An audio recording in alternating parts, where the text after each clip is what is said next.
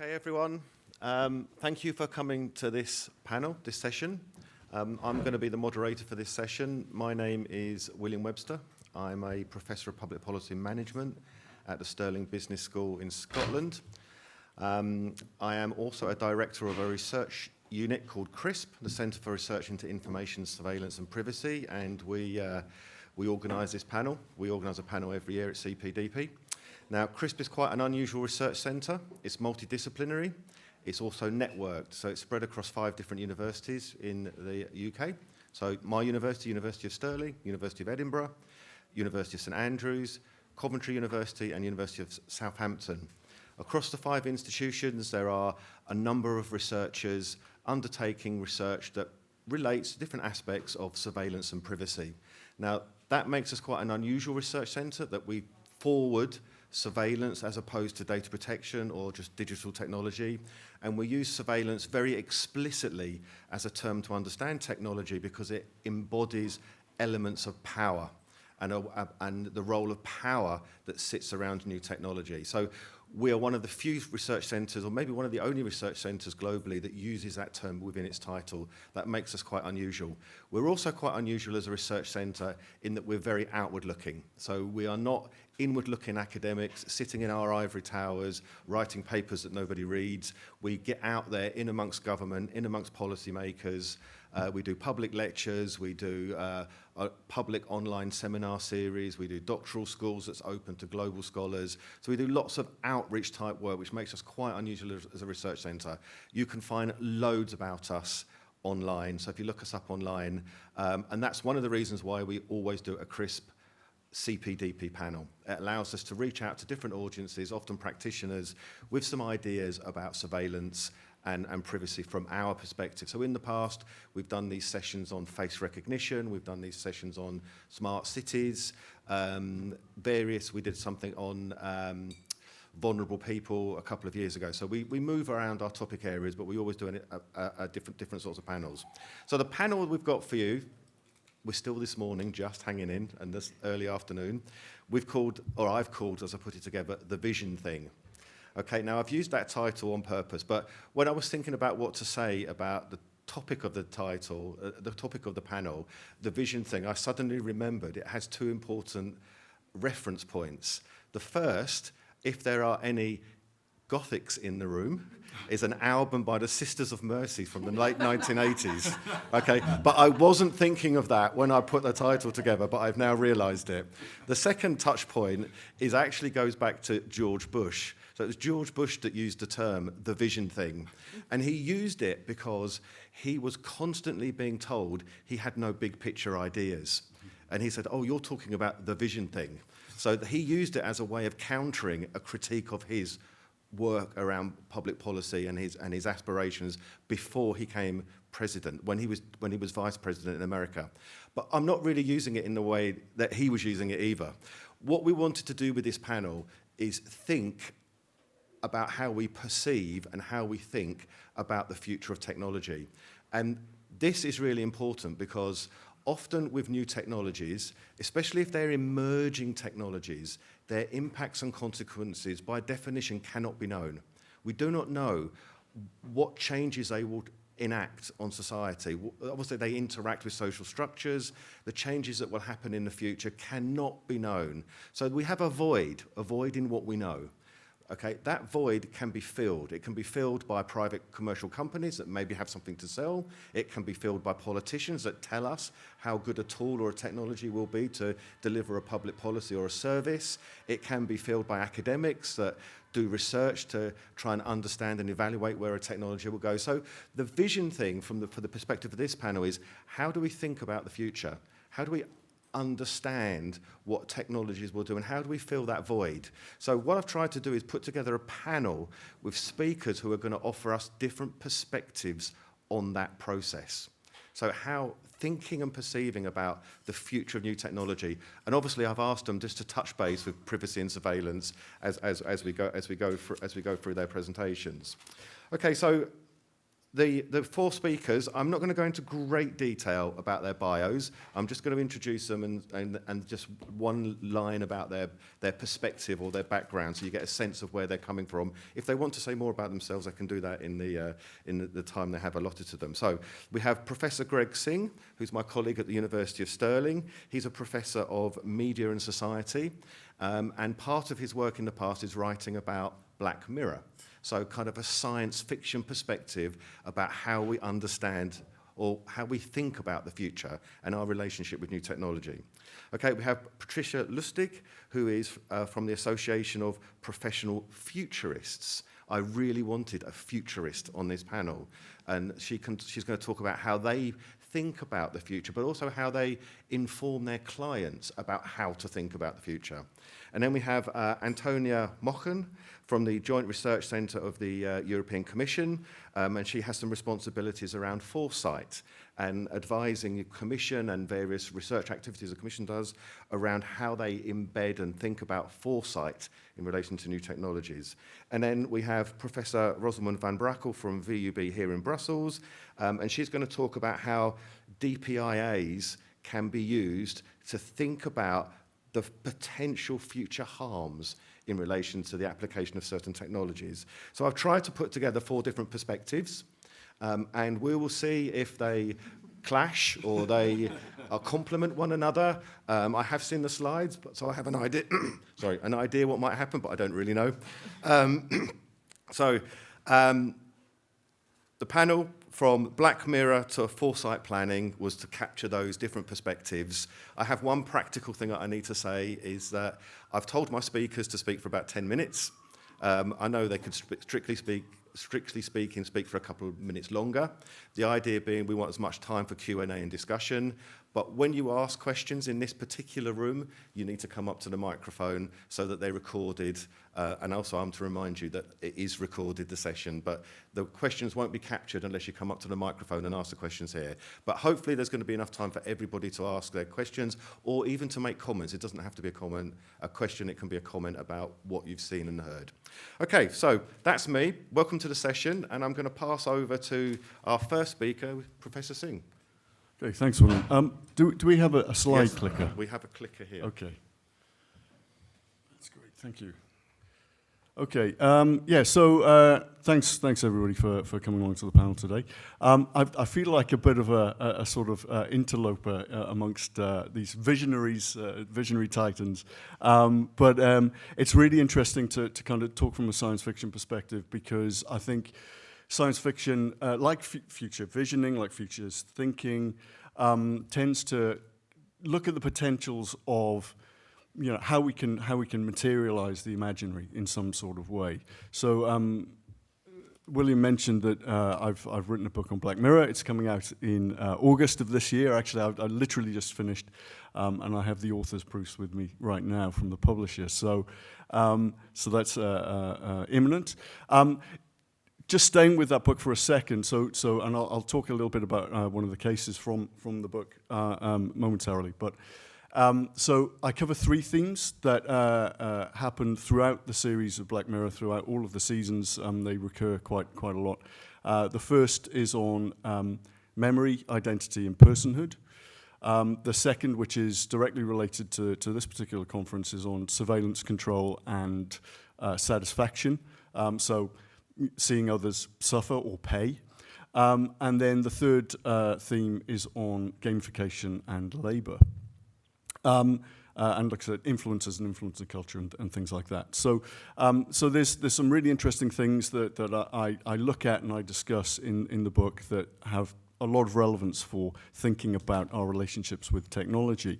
Incidentally, my own approach really is around, okay, well, how does technology shape and influence our relationships with ourselves, with other people and with each other, with our environment, and with institutions of power, governance, and so on. So that's my kind of general approach that I take in the book, and I'm going to take today in relation to some of the work on science fiction.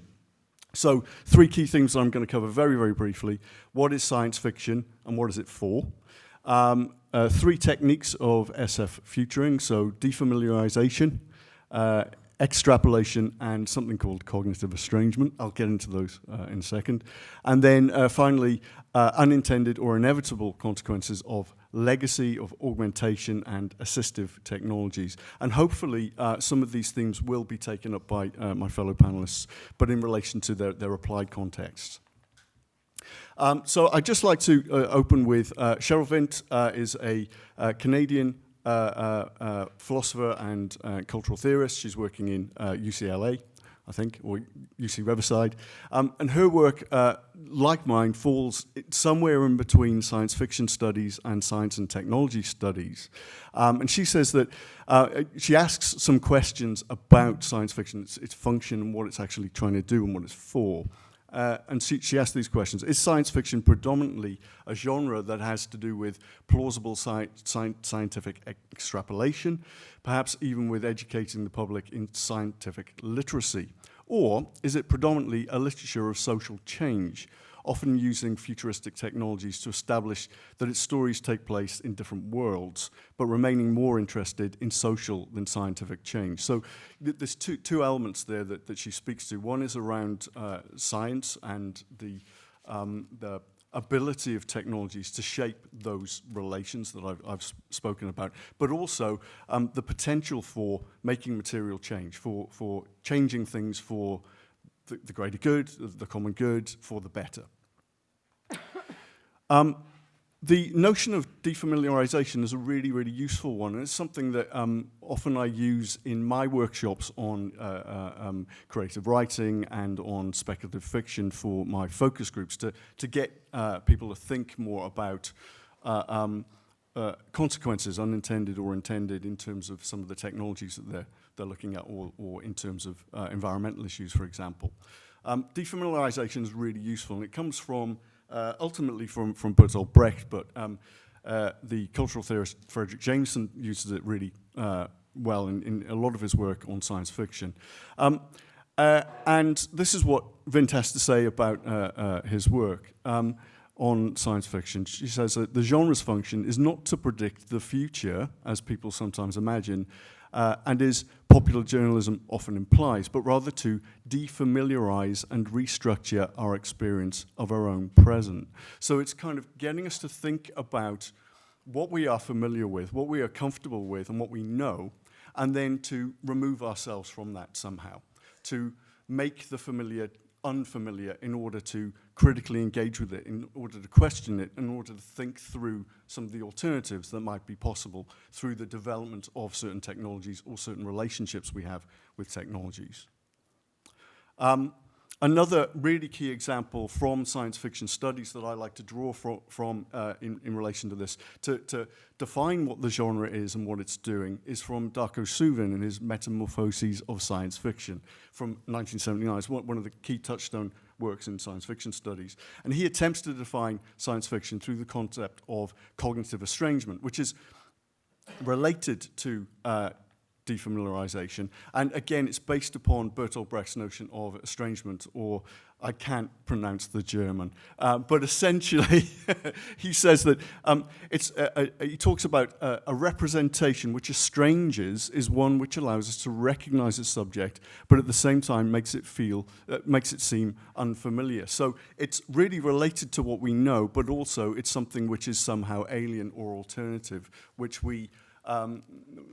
is very close to what we know, but is one thing changes, and then that has consequences in terms of other things that change as a result. And this isn't just a linear form; it's something which spreads out in kind of in multiple directions.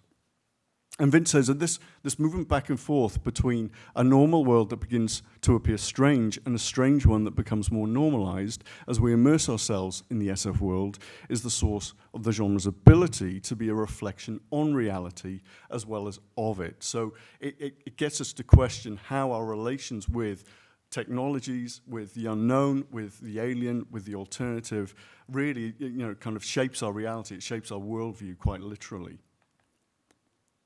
And finally, a last technique of science fiction that I think is really useful is extrapolation. I'm pretty sure that Patricia's going to have some things to say about this. Extrapolation isn't just, okay, taking an idea and seeing where it goes and kind of, making things up and trying to predict the future. It is actually kind of like a technique of logic.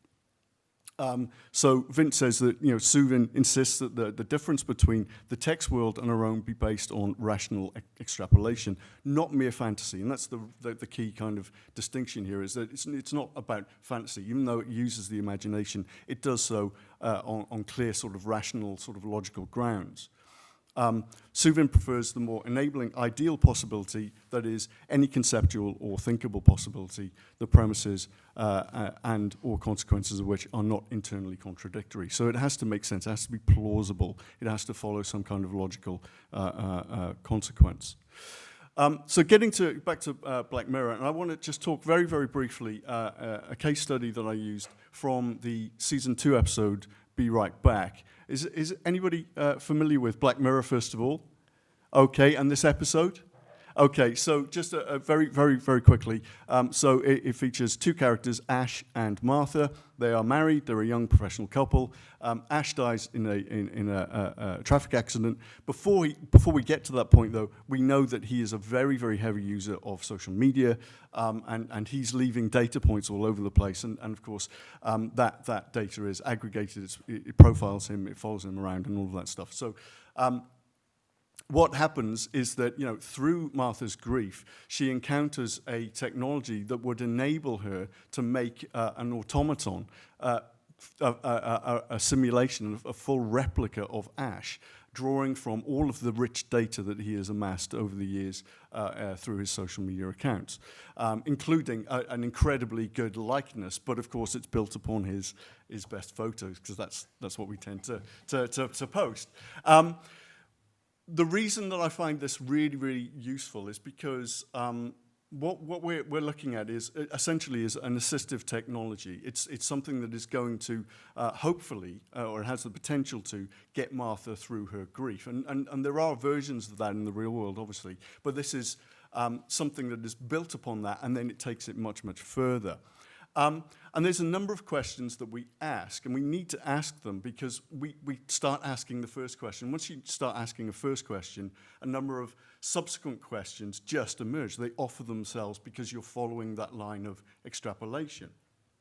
So, just a few of the questions, but I have many more, but I'll just give you these ones. So, Ash is already a heavy user of social technologies. Therefore, in what ways was he always already a figurative cyborg? In what ways were the technologies that he used an extension of himself, if you like? Is this new Ash still Ash? Is this new Ash still a person? And if so, under what criteria can we call this new automaton Ash a person? What do people have that non-people do not have? And what would it take for an animal or a machine to be considered a person? Is it necessary to have certain mental properties to be considered a person? What kind of properties would these be? What does it take for a person to persist from one time to another? Is continued existence sufficient? What sort of event would bring your existence to an end? What would it mean to survive an ending? We all end, right? So, but this doesn't. It carries on. It's a sort of window to immortality, if you like. And what conditions or factors determine that a past or a future is still you? I'd just like to move away from Black Mirror just to kind of talk a little bit about this example, which is Marjorie Prime. Does anybody know this film? It's a really, really interesting example. It's based on a play. It's a very claustrophobic sort of production. It takes place in that one living room, and it features Marjorie, who is an elderly woman who's going through the first signs of dementia, and John Hamm plays an AI-driven hologram of her late husband, but a younger version of him, so she can recognize him and remember him. And there's all kinds of consequences that kind of emerge as a result of just having that scenario, where Marjorie's daughter is still around, and it takes place over a number of decades, where each time somebody dies, they turn into a hologram. So you end up with essentially 4 holograms talking to one another. And they're all AI-driven. They're all based upon data points and so on. But they're sort of aggregated sort of simulations of people. And they're just talking to one another as if they're real people. But, of course, they know that they're not real people. But it doesn't really matter in the end. They're kinds of people. And one final slide, just to kind of give you a sense of where I'm coming from in relation to this notion of personhood and what happens to people when certain unintended consequences of technological development occur. So this is a case study from quite a long time ago around Chameleon Mask, which is an assistive technology to help people connect with one another when they're living at a distance. Sometimes when, for example, an elderly person has a mobility issues and can't move from a sheltered residence. And so this is supposed to help them. So basically, it would work like this. Say your friend needs help moving, but you don't want to go lug boxes around all day. Just hire someone to do the moving for you while you beam your face onto a chameleon mask from the comfort of your bed and offer words of encouragement. Or maybe your son has a baseball game that you can't quite make. Someone in a chameleon mask will go sit in the stand so you can cheer him on remotely. And this is a tweet that I thought was absolutely hilarious.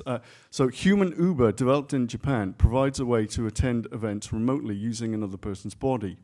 It's surprisingly natural, says its inventor, Jin Rekimoto Sony. I bet it's not, Jin. I bet it's not surprisingly natural at all. And in all of this, of course, what happens to the surrogate? What happens to the status of the person who is wearing the mask? Do they magically disappear? Well, no. They're embodied. They're in the space. They're in the world, right? So what happens to this status? So there's a number of unintended consequences, really, which we could explore just by this case alone. But I'll kind of leave it there and pass on to my colleagues. Thank you. Okay, thank you, Greg. We're going to move on to Patricia Lustig, our futurist. Yes, it should switch.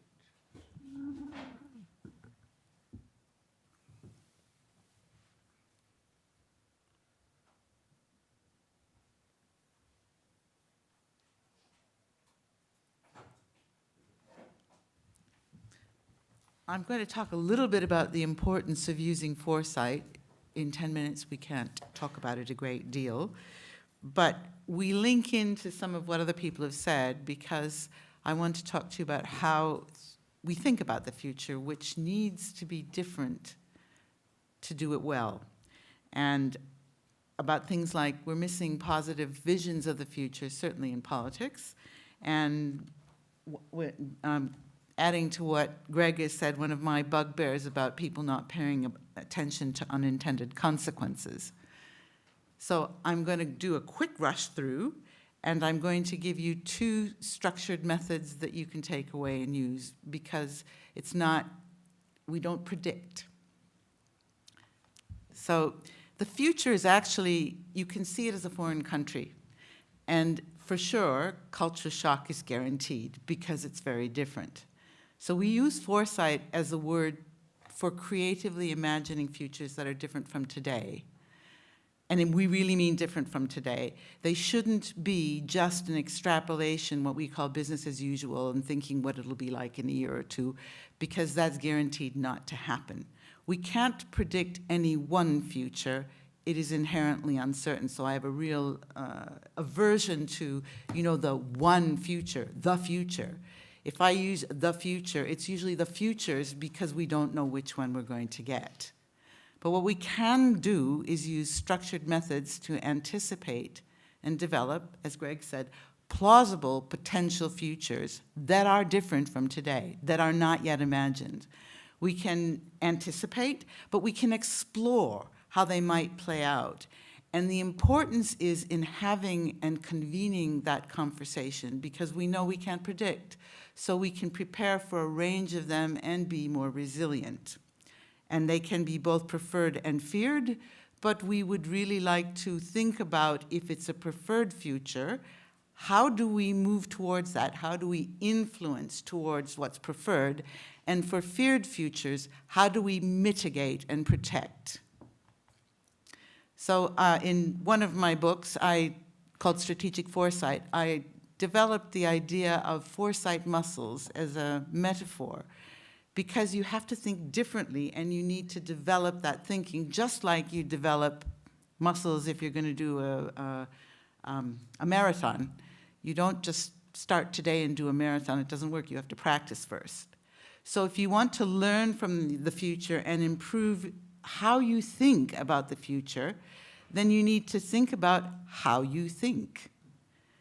And think about where your biases lie. And I'm talking, biases can be things like, do you happily think about the future and live in the future? Are you thinking about the past? So you're temporal anchoring, and you can learn to change that, or at least play with it. You need to increase your self-awareness so that you can start to think differently. And you can look at it as something that's really fun. I'm eternally curious, and I'm always interested to find opportunity. And the only way we find it is to look.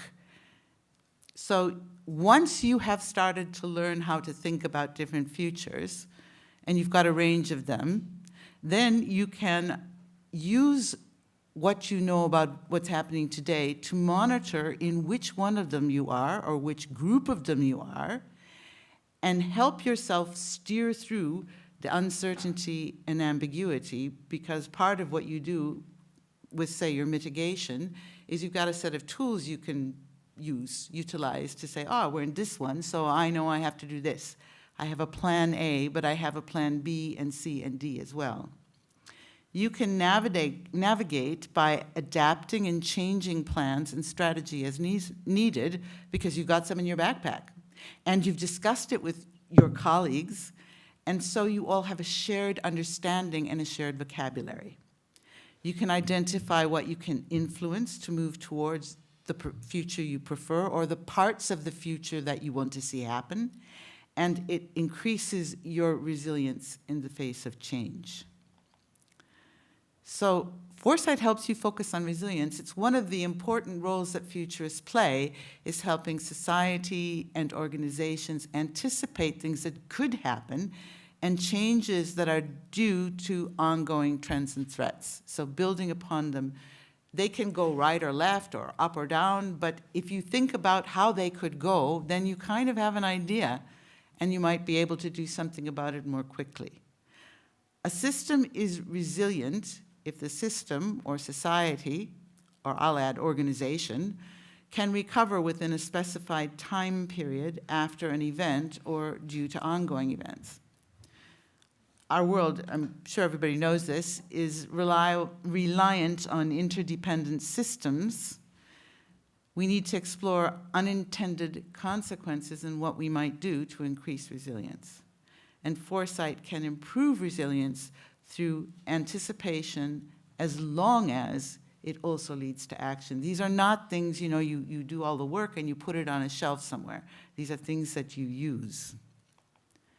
So here's one of the tools. This is a structured method. It's called a futures wheel, and it explores unintended consequences. It's also called an impact wheel.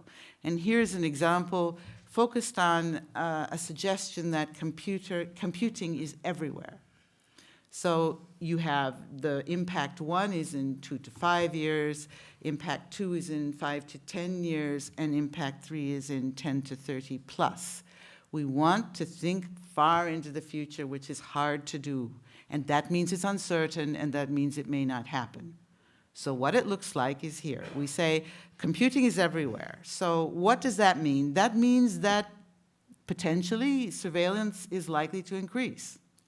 And if surveillance increases, then potentially people's stress levels increase because they realize they're being surveilled. And then in 10 to 30 years, people may get so stressed and so upset that they revolt. Now, again, the timing doesn't have to be exact, but you're seeing impact means impact means impact. And you're starting to think about what the consequences are. and what the unintended consequences might be. And you saw it was a wheel, so this is only one, there will be many. So what? You've probably all heard about scenarios and scenario planning, and we talk about future scenarios, that there are more than one. Futures wheels will give you a view of possible impacts and consequences over 30 years, and that is a structured method. Scenarios explore qualitatively different futures. It's really important that they're different. When you create a range of scenarios, you can identify choices you can make, choice points. You can identify early warning signs that you're in that future. But while some of Greg's work with Black Mirror is mostly dystopian and negative, it is really important that you have both dystopian negative and utopian positive futures within your set of futures.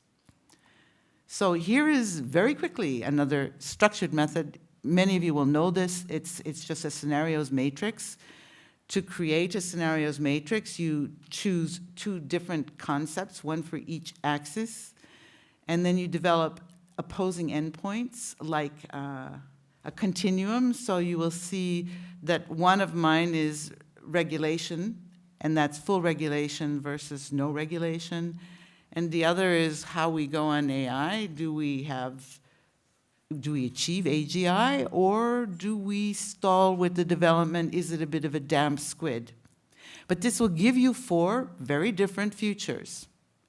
And you can then start to populate them and discuss what that future looks and feels like. Feel is very important. It is important to get people into the future with that particular future you're working on, that scenario, even to a visceral level. So then we need to bring the future into the present, because this is where you learn and you create opportunity, possibility, and choices. And I've just got a book out like Greg, and it's got a tool, but it's called Making Better Choices in a Fractured World. And the tool is called the Futures Wheel. It's not, sorry, the Possibility Wheel. It's not a Futures Wheel. It's very different, but it looks like a wheel. Anyway, what can you do? You can classify the scenarios. It's important to know which one is the preferred one, or even which bits are preferred, which one is the business as usual one, which is guaranteed not to happen, and which one is the worst that you need to plan and have mitigation for the worst risks. And then you think about how you can influence to steer your organization towards your preferred scenario. What risks are there in each future? Even in a preferred future, there are risks. And what might you need to do to mitigate them? You can create plans that include each of the possible futures. So you could find something that works in all of the futures. That's something that's going to go into your strategic plan. And you can find one that maybe only works in one, but it's a future that's relatively negative. Then you monitor on a regular basis. So you've put your plan A, B, C, D in your backpack, and you need to get an early warning sign. Where are we? Which one are we in? So you can navigate, so you can deploy the right plan, so you can adjust your strategy, and you can make it so. So I thank you. That's a quick runaround, very quick. And we'd love it if you got a copy of our book, and you can find out about it via our websites. Okay, thank you, Patricia. We're going to move straight on to our third speaker, Antonia Lachlan from the European Commission. So we'll get our slides changed.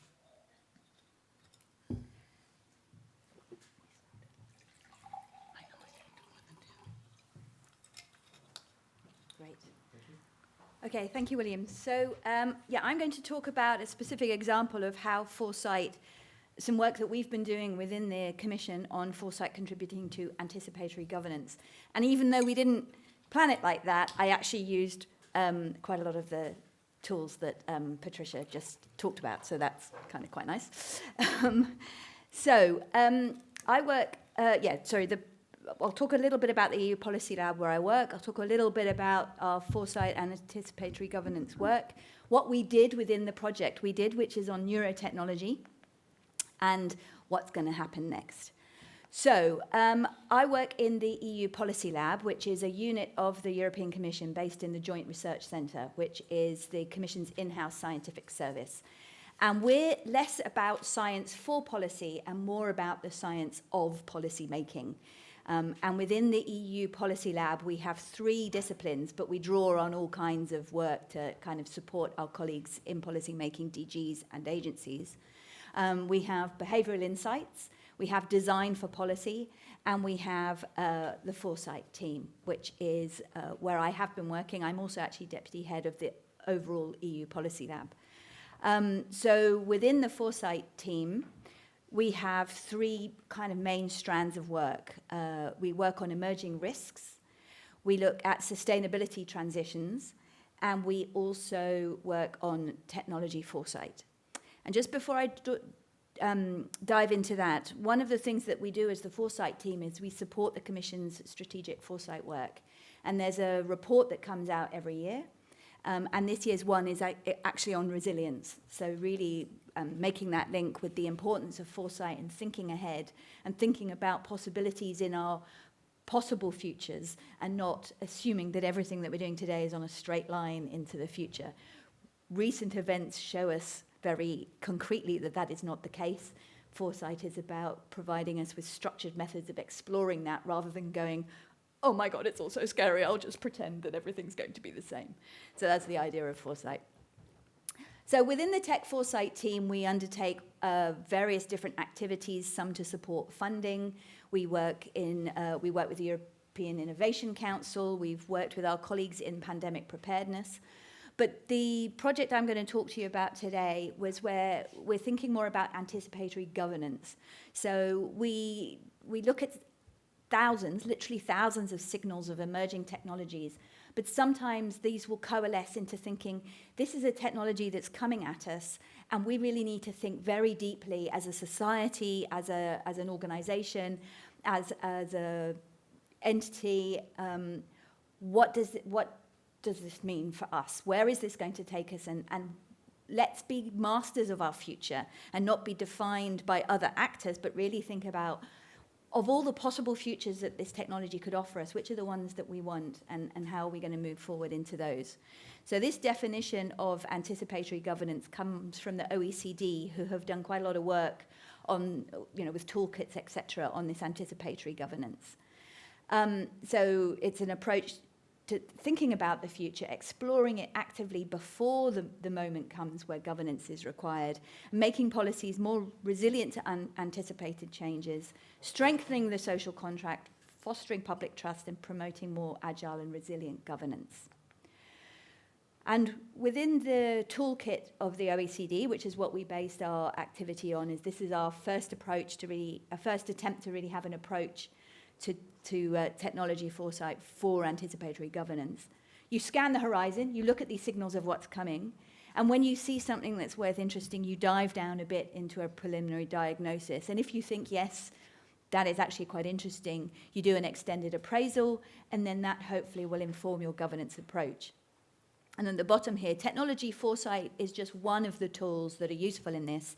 Forecasting, assessment, emerging risk assessment are all part of that. But our work has been focused on the technology foresight dimension.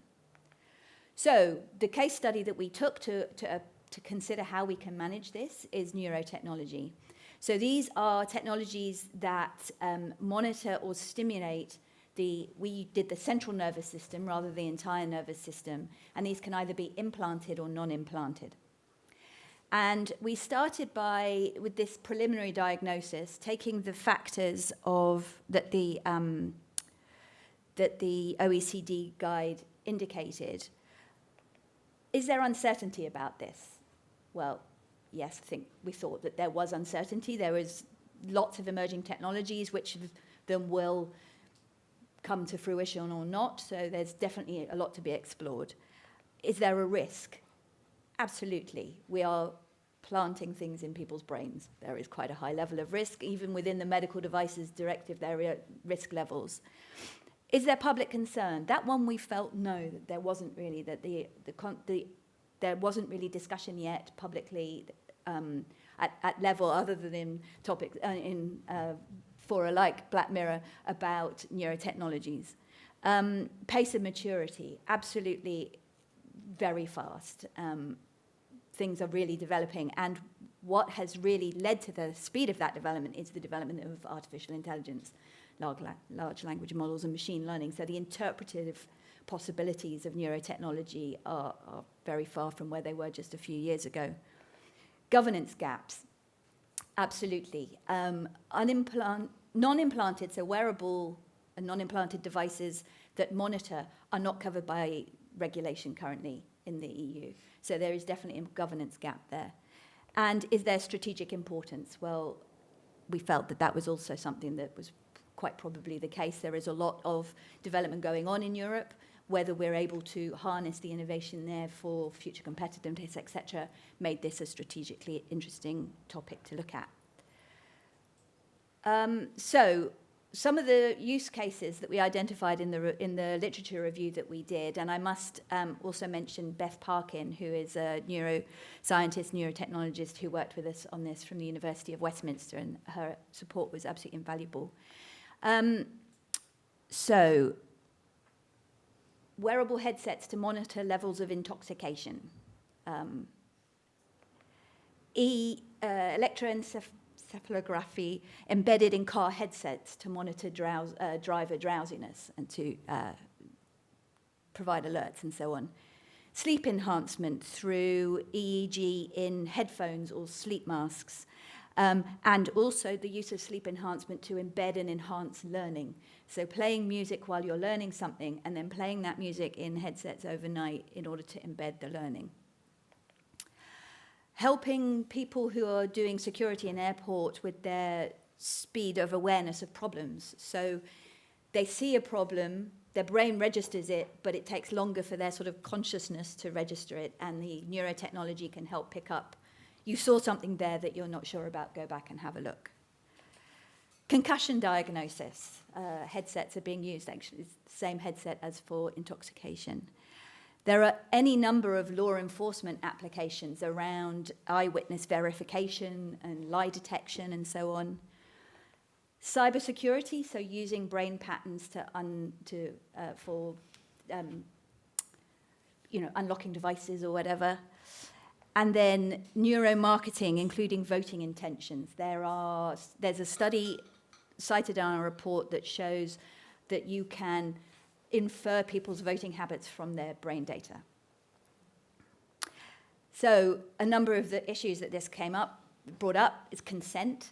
The advances in AI really make us question, if we give consent I give my consent to monitor my brain data to improve my sleep, but if AI can later uncover patterns in that brain data that you didn't consent to giving, what use was the consent you gave in the first place? So consent really changes when the data that you've provided, like if you give your home address, it's your home address until you move, right? But if you consent to your brain data being read, it could expose things that you didn't intend to give consent to. There's a lot of hype in this field, a lot of promises that these can do these things. Let's see. Data storage is a big issue, so a link there with cloud computing and edge computing. Issues of discrimination. A lot of the wearables take different readings depending on your skin type, your hair type, etc. So readings could be made for work purposes that are not actually accurate. And the involuntary disclosure that I just mentioned. So how does Foresight come into this? Well, Foresight, exactly as Patricia says, gives us a structured set of tools to explore the future of technologies such as this. So we did a literature review, which we consider as a horizon scan, really, looking at what's around now, what's coming, and what it could look like.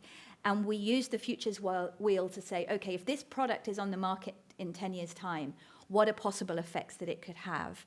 And we also added onto it the steep. So what are the social, technological, environmental, economic, and political implications, just to help people move beyond where they sit now and help them sort of think about things that aren't part of their everyday. And then we said, okay, based on these, what is our desired future? You can see the photo on the right. What is our desired future for this product? And then what are the actions we can take now to move us towards that desired future? Or what are the actions we can try to avoid that will take us away from that preferred future? So what's next in our work on tech foresight for anticipatory governance? Well, we're going to keep looking at this neurotech. We have the report out now, and we do have the specific tools and the workshop, if you like, that we developed during the project to explore that, and we really hope that we'll get encourage consideration within the Commission of where this topic should sit, because that's one of the issues at the moment, is that there's no real home for it. UNESCO are producing a recommendation later this year, so I think this is something that's moving up the policy agenda, and we stand ready to support our Commission and other colleagues in exploring neurotechnology as a policy topic. We'll keep scanning the horizon to see if there are other technologies or combinations of technologies to which this approach could be useful. And if you think of anything, please let me know. We're always open to ideas. And we're going to keep banging the gong for anticipatory thinking in governance, particularly as it relates to technology. There is so much value in thinking about the future now and not letting it ambush you. And it's a mindset for policymakers that we in the JRC are really keen to have embedded in how people make policy. Thinking ahead is sort of a fundamental skill for policymakers, and we hope that is a mindset change that we can drive.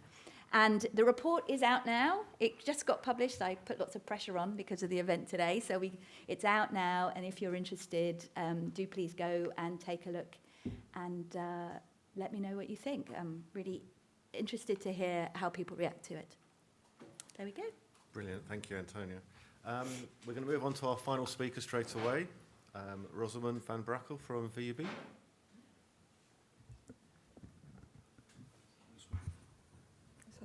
Maybe, yeah. Okay. Okay, I will be talking not about the far future, but about shorter periods of future and a much more concrete example of thinking about harms of surveillance that might happen, and specifically in the context of the police use of smart video surveillance. Now, the research I will be talking about today is part of a larger research project called Future-Proofing Human Rights, Developing Thicker Forms of Accountability. And I think that foresight planning is clearly an idea to develop a thicker form accountability in this case study. And I'm responsible for this work package, Human Rights Accountability for Current Surveillance Practices, what types of substantive wrongs of surveillance trigger or do not trigger accountability in practice. And in that context, we first looked at what are surveillance harms and try to, specifically in the context of algorithmic policing, expand our understanding of what these harms are and how they develop.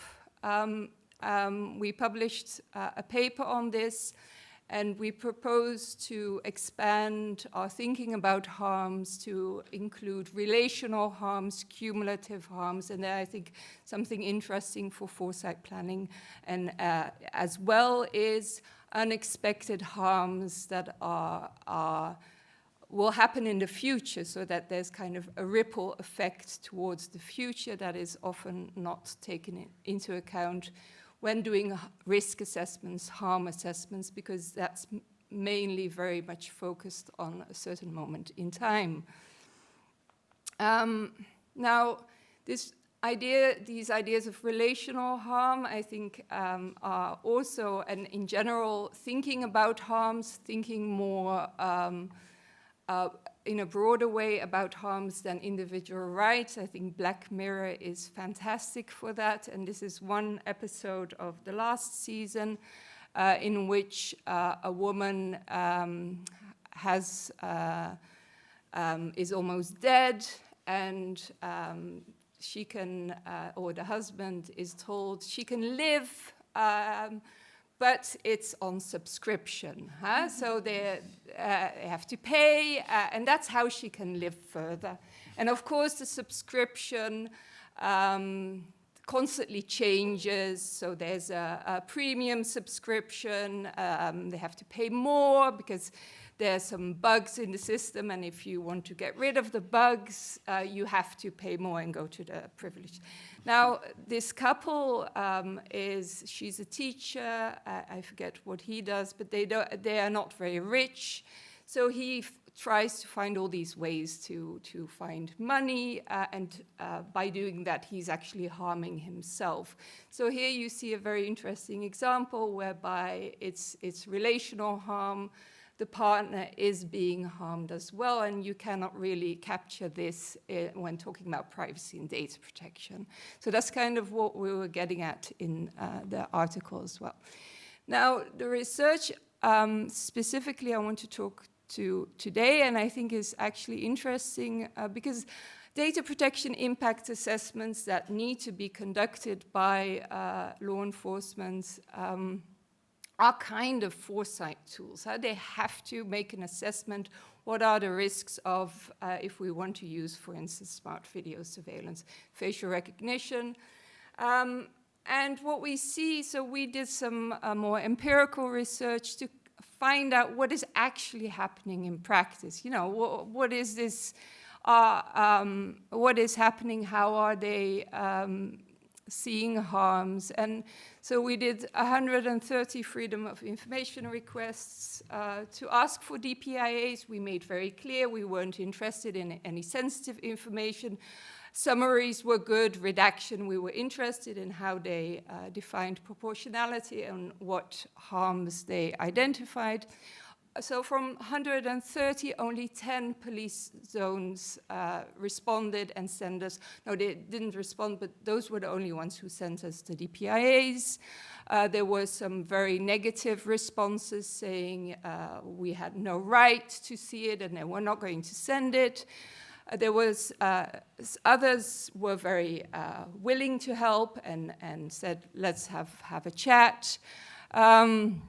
And we also asked some who declined to send it, so they're legally not obliged to send it to us, right? The ones who declined, they also got a survey asking them how do they see proportionality. So proportionality, for those of you who do not know, it's about assessing the balance between the necessity of the technology in relation to the potential harms.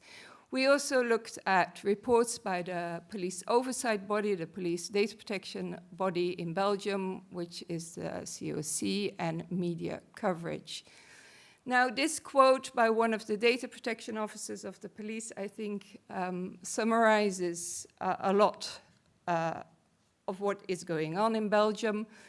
So this DPO says, the question of whether the camera system meets the requirements of necessity, proportionality, and subsidiarity is in reality neglected, since the DPIA does not mention an investigation into actual effectiveness of the system in the area of crime prevention and repression.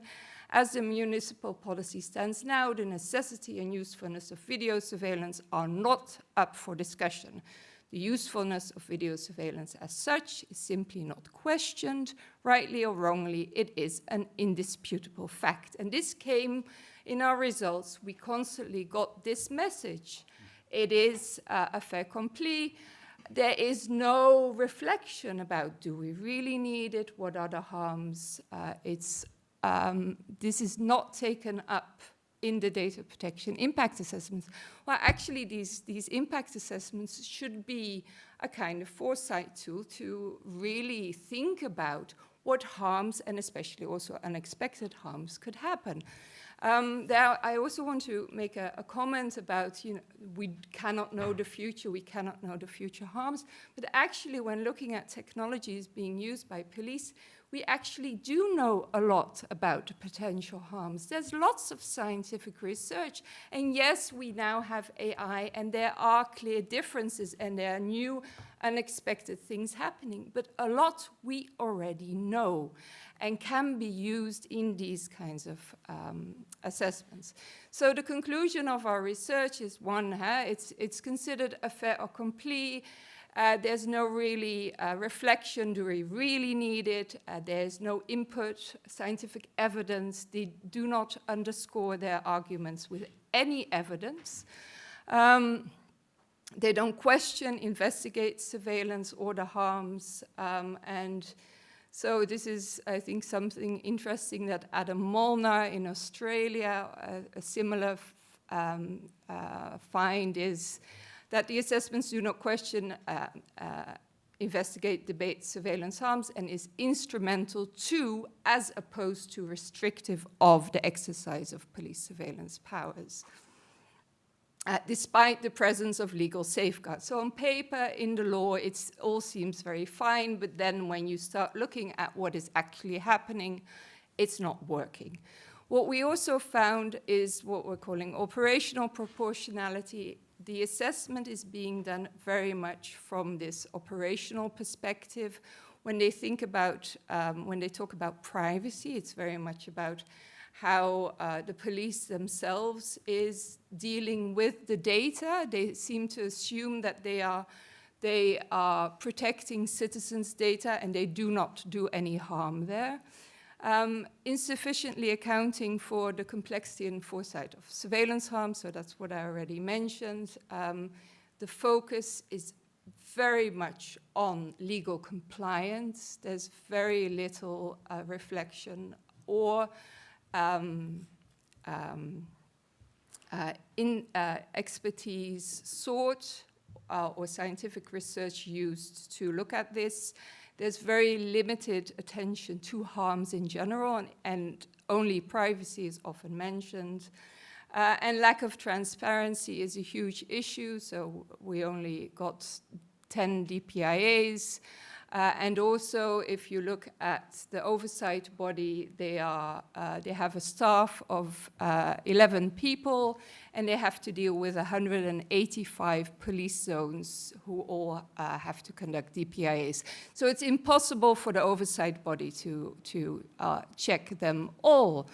Now, to conclude, some more reflections. Current governance framework in Belgium and the EU is insufficient to address relational, cumulative, and social harms, especially for vulnerable groups in society, and is mainly focused on narrow data protection compliance and not on good governance or scientifically informed policy.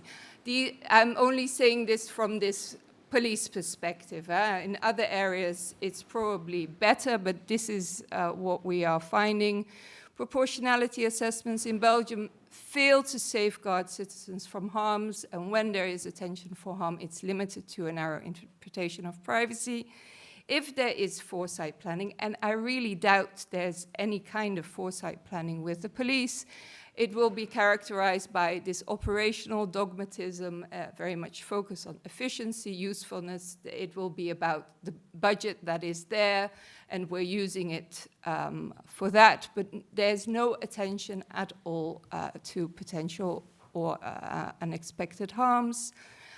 Also not for themselves. So what we see is that it can also have a huge impact on the police work.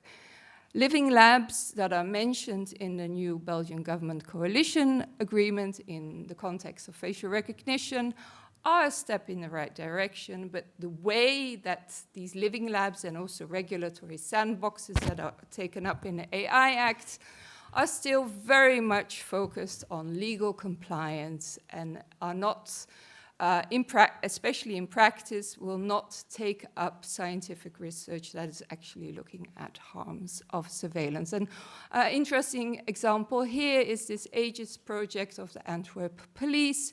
So the Antwerp police received European research money for a project on behavioral detection software to be implemented in the cameras. And in this consortium, there's no academic partner, and the attention for potential harms is limited to very narrow data protection aspects.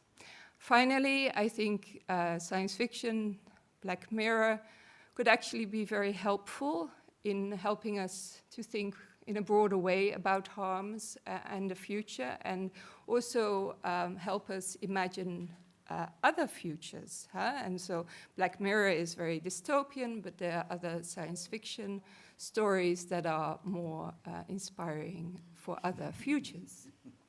Thank you. Thank you, Rosamund. Okay, so there are 4 presentations. Hopefully there's some ideas buzzing around in your heads about things that you would like to ask or just comment on or talk about. So if you have a question or a comment, just raise your hand and come up to the little lectern here to ask your comment. Yep, okay, so you don't need to wait for me to invite you, please just come up.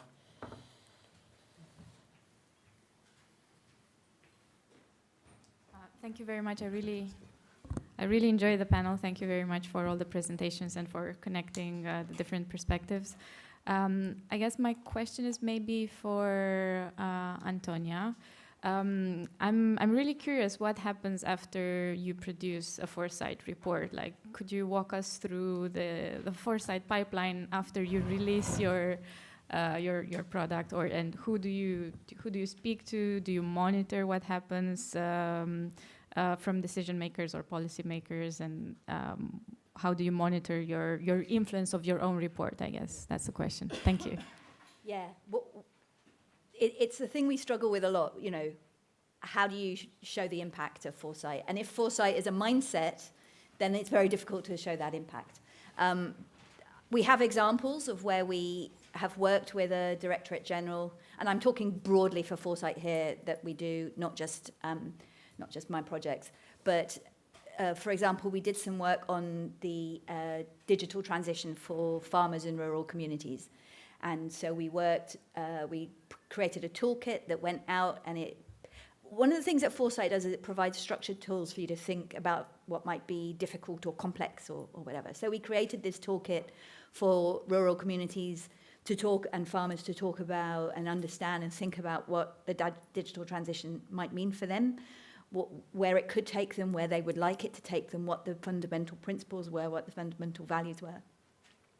And that was quite a long project because we were doing it had to be multilingual, we were doing it in multiple countries. DG Agri are now doing an action plan to support the digital transition of farmers in rural communities. And so all of that insights that's been developed from people on the ground have really informed that action plan. So for us, that's a really clear example of where a Foresight activity is leading to a policy outcome. Some of the other ones are perhaps it's less easy to draw a direct line. We do a lot of work with the European Innovation Council. So we scan in a particular domain. We just did one recently on cell and gene therapies. And with experts, we say, okay, of all of these signals we found of things that seem to be novel in this field, which are the most interesting ones? Is this something that the European Innovation Council should be thinking about funding in the future? So we're just one element of the strategic intelligence that is feeding into the EIC programs. So it's really very much on a case-by-case basis, because Foresight isn't a thing that we have a website and you can go and you can look at the tools, but we don't go ding, ding, ding, oh, okay, here you go, off you go and do it. It's very much a process of sitting down with them, understanding what the objective is, what are they looking for Foresight to provide, and then providing a bespoke process, which could be one workshop or it could be a year, and we've done both, and everything in between. So it's a little bit difficult to answer your question, but do we have examples of where we've seen a direct line from one thing to another? Yes, we do. In terms of the neurotechnology report, I have to say I have struggled to gain traction. And for me, the main thing is that if and when neurotechnology has its ChatGPT moment, we won't be starting from scratch. We'll have a pretty solid scientific basis to say, these are the things that neurotechnology is potentially capable of. And by the way, and I didn't go into this in the presentation, but the report has a load of policy questions. So looking at fundamental rights of the workplace, etc. Think about these questions. And so they're there for policymakers to use, and we have a tool that we can walk them through that with. So we can very quickly get to a place where they can start making decisions. And I wanted to thank all the panelists. My name is Debray Kennedy Mayo. I am a professor at Georgia Tech in the United States. And at Georgia Tech, which is an engineering and science-based school that has about 50,000 students, many of them at the graduate level, we have what's called NeuroNext, which is a group of neuroscientists and robotics and tech people that are coming together. And I'm the person who talks about privacy, data protection, and cybersecurity. We've been in an event together, yes. I think. And so, you know, the questions, I thank you for that work, and thank you for all of the work that you're doing. It's very important. But on the neurotech, you know, what I'm hearing back from neuroscientists is that we have 5 to 10 years before we can actually understand and each other's thoughts. And so privacy will have a transformation. So, you know, I'm very curious as to how the information and this future visioning is going to get to just the typical citizen, both in the EU and in the US as well. How do you see that and how that works? It sounds like some of the work that you've done on agriculture may be very applicable there, so I'm just very curious because that's very important to me. Thank you for the work again. I would also link it to the other colleagues, because I think art, media, these are really important ways of doing it. Me sitting in the Joint Research Centre of the Commission is not going to be able to talk to people, and that's one of the reasons why conferences like this are so great, because you go out and you talk to people in lots of different domains. But I don't know if you want to talk about the role that media and art has in sensitizing people to what's coming and helping them walk through what those options might be. Yeah, thanks. Thanks for that question. It's really, really useful, actually, to think about this. I mean, I just want to touch upon something that Patricia mentioned in her presentation around the notion of utopian narratives, because utopian narratives are really important because they give us hope. However, most of the popular narratives in media science fiction are dystopian. And it's a very simple reason. It's because, you know, you get lots of drama out of dystopia, whereas you don't really get a lot out of utopia. But I think, you know, so one of the things that's been noticed in science fiction studies and speculative fiction studies is around non-fiction futures narratives tend to incorporate utopian narratives much more easily. And that's because it's kind of focused on not just facts, but focused on people's emotions, fears, hopes, dreams, wishes, and so on, and ways in which we can kind of, harness some of those ideas and move them forward. So it kind of really speaks to that notion of, in terms of what kind of future do we want and how do we get there, and then backtracking that and trying to find out where we would be sidelined, where we would be sidetracked, and try and avoid some of those issues. And that's, one of the roles of media is to kind of represent some of those sidelines in order to avoid them, I guess. Okay, we've got time for one more question. So I'll just hand over to the questioner. Thank you so much. Thank you all for the presentations.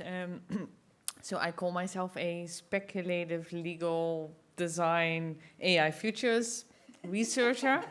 Wow. Lack of terms. On a card. Exactly, you don't.